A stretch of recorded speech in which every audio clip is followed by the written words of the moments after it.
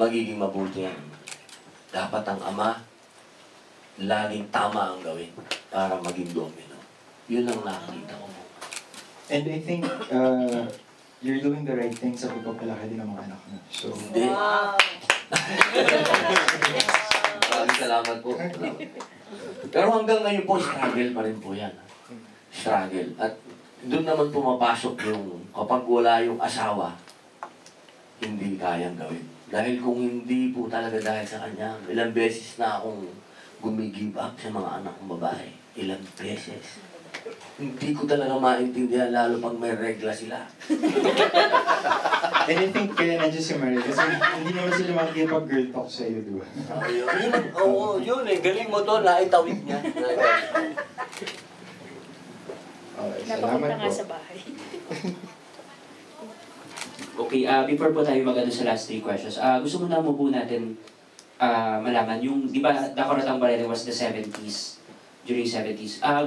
Sir Robin, pwede niyo po kami dalhin ng konti dun sa eksenang yon, ano yung mga pinick up natin, ano yung mga binago natin, in terms for visuals and for movie purposes, at saka yung mga mabibigat na gusto nating dalhin para mapakita sa mga viewers. Doon po sa paglalahad ng pelikula, hindi namin pwedeng, kasi kailangan parang summary lang eh. Diba? Halimbawa, late 70s, yun ang kalakasan ng New People's Army. Papunta ng early 80s.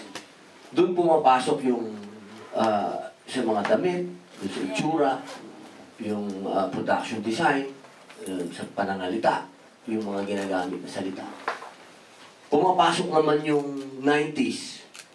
Iba na naman yung nagiging itsura ng mga bata. Iba na naman yung mga salita. Yung uso eh. Yung lingo nung panahon na yon. Na sinasabay namin doon.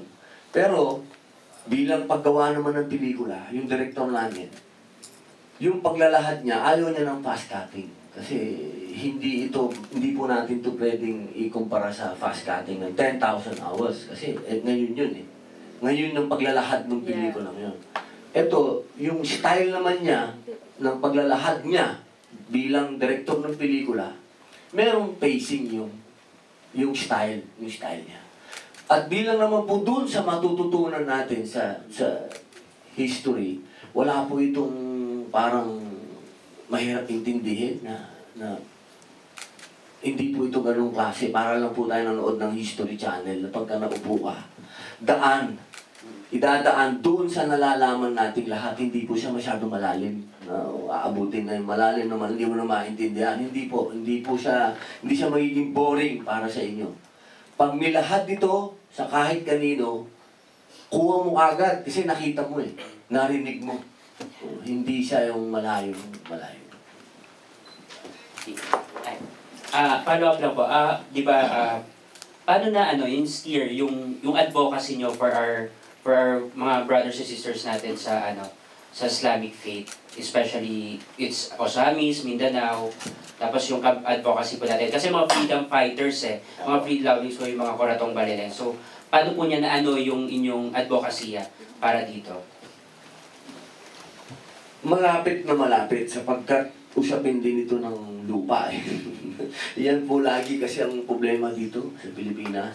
Hanggang sa mga oras na to, yung problema noon, hanggang ngayon, yun pa rin, walang pinagbago.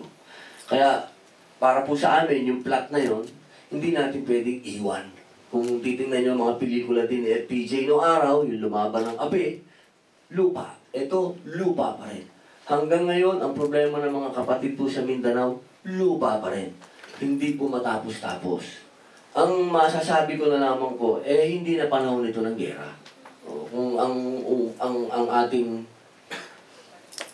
laging babagsakan, armas, wala po tayong makukuha dyan. Tapos na yun. Ito lang age nito ngayon. Internet, kayo, mga vlogger, napakalaki na ho ng kapangyarihan ninyo.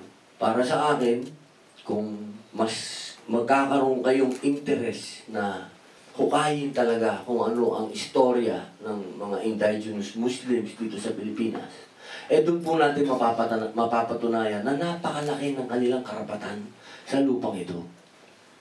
Kung ang pag-uusapan naman po natin, kung hindi ko susuportahan o sinusuportahan,